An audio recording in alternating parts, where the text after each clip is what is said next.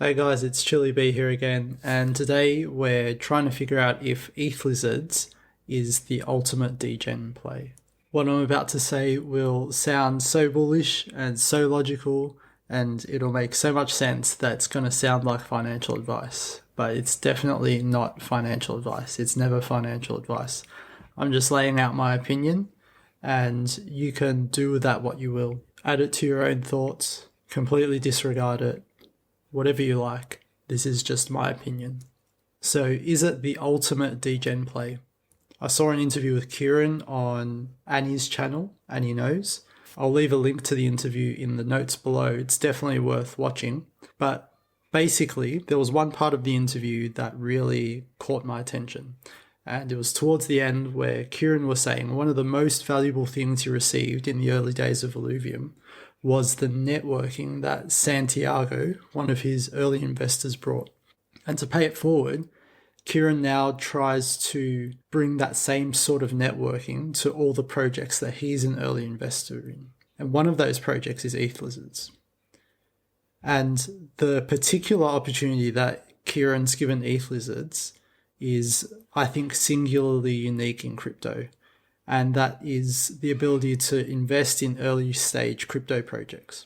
As far as I can see, there's no other project in crypto that has the investment model or capability that the Ethlizards has.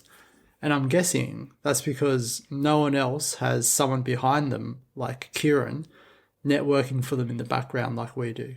So big shout out to Kieran, who has really set Ethlizards on the path that it's on today, and saw potential in it where maybe lots of other people wouldn't have. So Ethlizards is this singularly unique project, I think. And because of the unique opportunity it has, could Ethlizards replace every single degen bag? I'll clarify that when I say degen, I don't mean every single investment that you have, but investments that are right at the end of the risk curve. If you're not familiar with the risk curve, it's basically just a concept referring to the relationship between risk and reward when you're investing. Basically, the more risk you take, the more reward you want to get for that risk. So a reasonable risk curve is normally drawn like this. When you're making investments, you'd never really go further out on the risk curve without also getting more reward from it. So right at the bottom left of the risk curve would just be cash sitting in a bank. Really low risk, really low reward. And then maybe slightly better than that and slightly more risky is gold.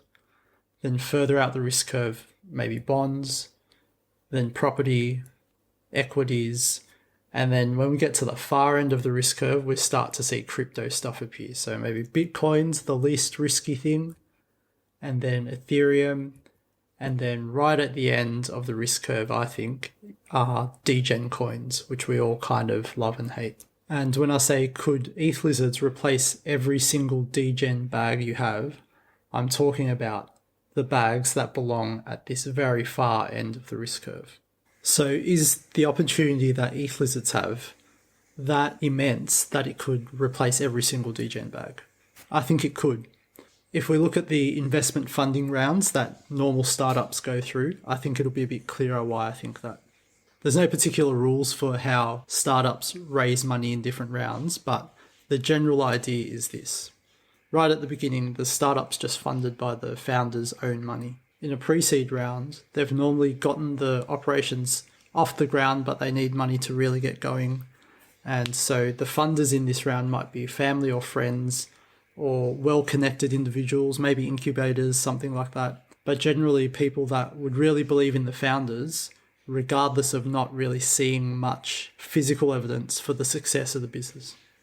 If they do further funding in the seed rounds, they'd probably have a prototype or something more solid by this stage.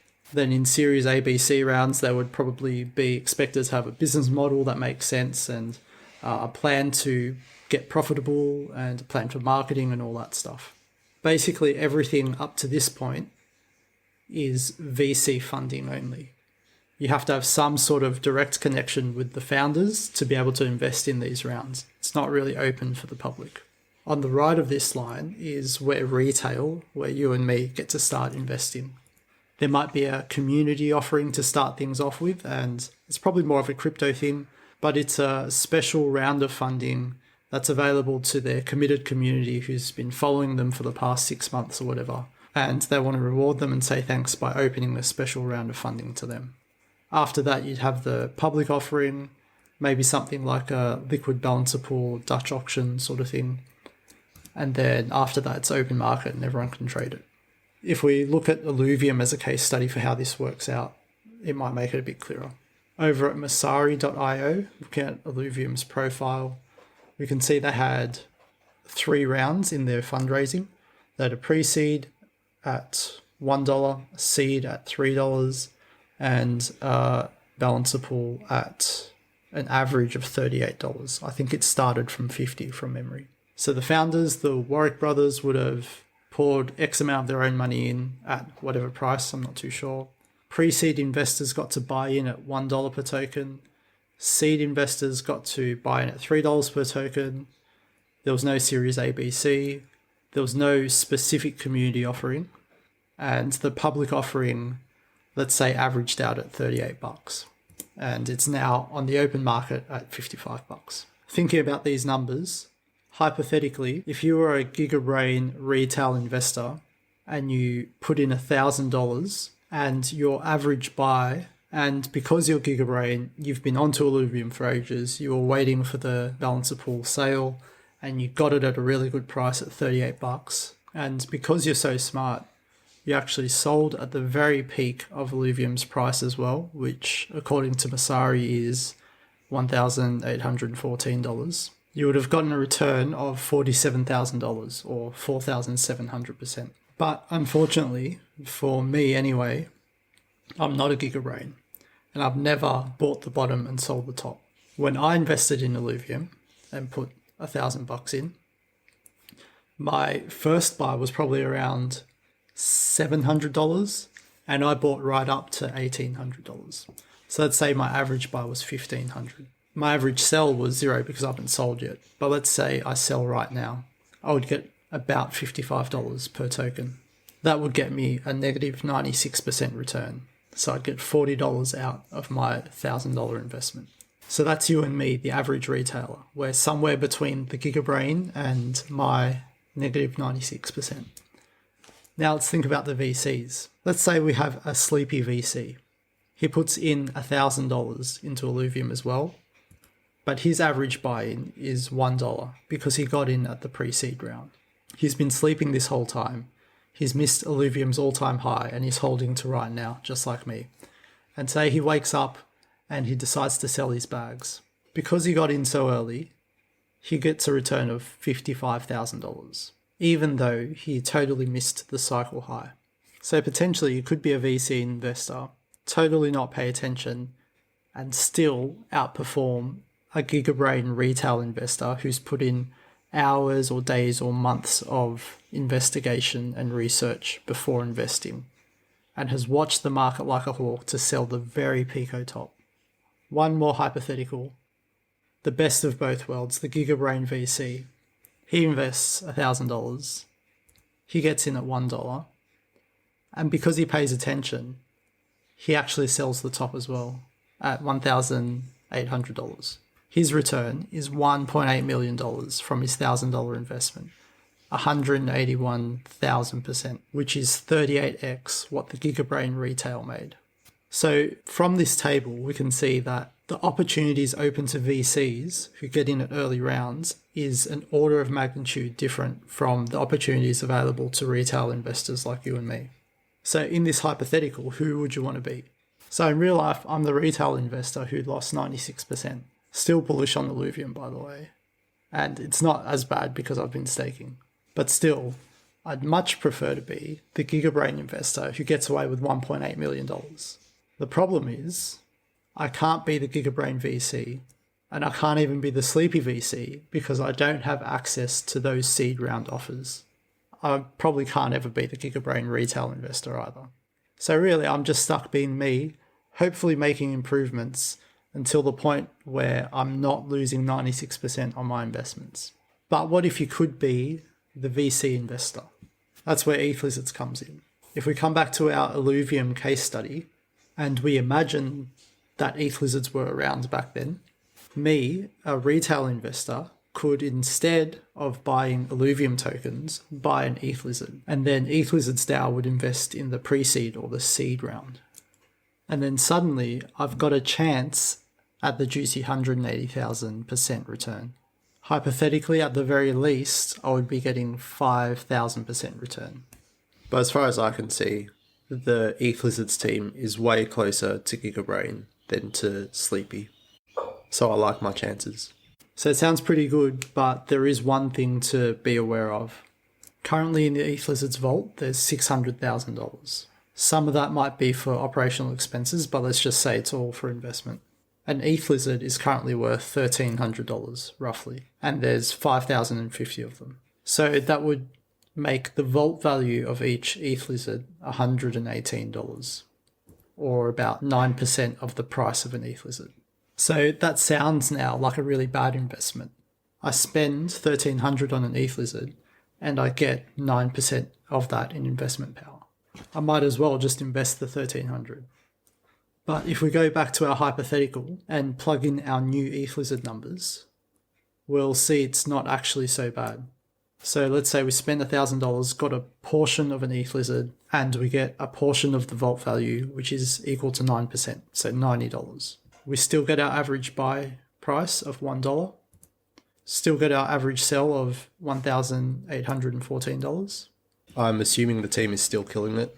So our return is still actually $163,000.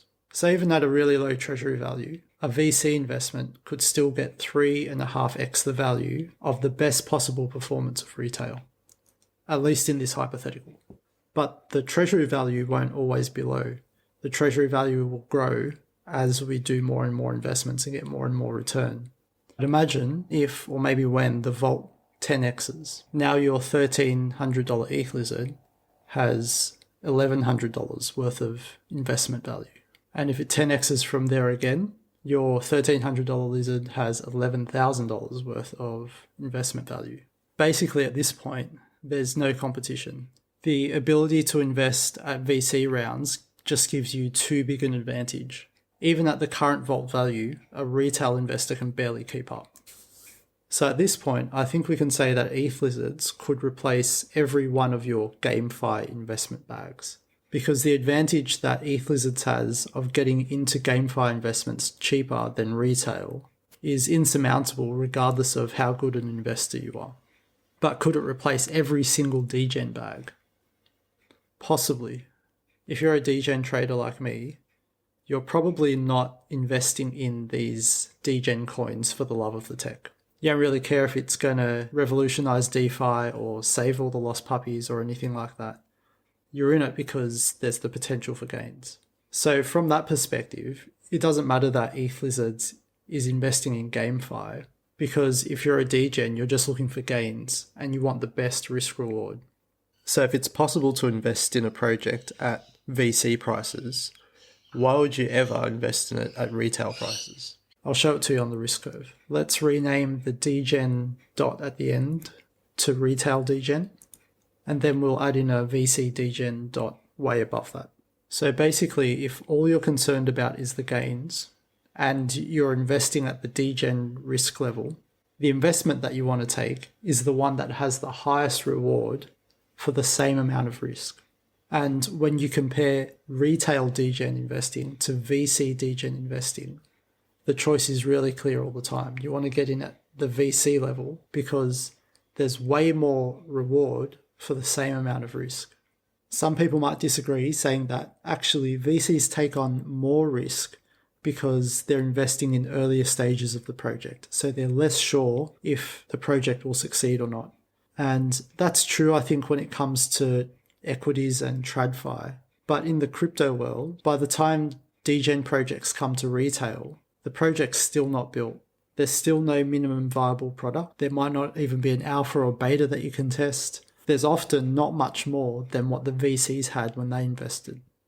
So I think in the crypto world, retail buys and VC buys are basically at the same risk level. But if you can get more reward for that same risk level, that is, if you can get VC risk at VC prices, why would you ever buy VC risk at retail prices?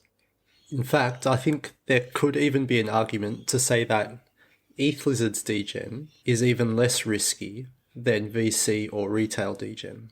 Because, counterintuitively, when we're investing in degen investments, spreading out your risk to multiple projects isn't necessarily reducing your risk. Because when we're investing on the degen end of things, there's rug risk, there's the risk of a totally incompetent team, there's the risk of outright fraud, all those sorts of things. Because that type of stuff is so prevalent in the degen space. The more degen projects we invest in, the more likely we're going to lose the majority of our bags. So in the degen space, it might actually be better to concentrate your investment into trustworthy projects to reduce your risk and increase your reward. And Ethlizards so far has built a really solid community. It's proven that it's capable of managing its treasury and pivoting its business model if needed. You can watch my previous videos for evidence of that. And we're taking lots of steps to make sure that we're on the right side of the legal lines. It's pretty unlikely that this is a rug or a fraud. And I don't think you can say that for many other projects, and definitely not for many other degen projects. So there might be an argument then that Ethlizards degen investment could actually provide the levels of return that VC degen provides, but at less risk. In my opinion, it's definitely less risky than throwing your money into random degen projects, hoping to 10 or 100x them. So is Ethlizards the ultimate degen play? Can you replace all of your degen investments with just Ethlizards? I think you probably could. If you can handle less dopamine hits from jumping in and out of projects, if you think Ethlizards itself isn't going to collapse, then I think this is a pretty strong argument for replacing every single degen bag you have with Ethlizards. This is not financial advice. It sounds bullish, but remember I'm 96% down on Illuvium, so you don't want my financial advice. But think about it. Does it make sense? Let me know your thoughts in the comments. Where did I go wrong? What did I miss? And if you liked it, please give me a like and subscribe. I'd really appreciate it. I'll see you next time.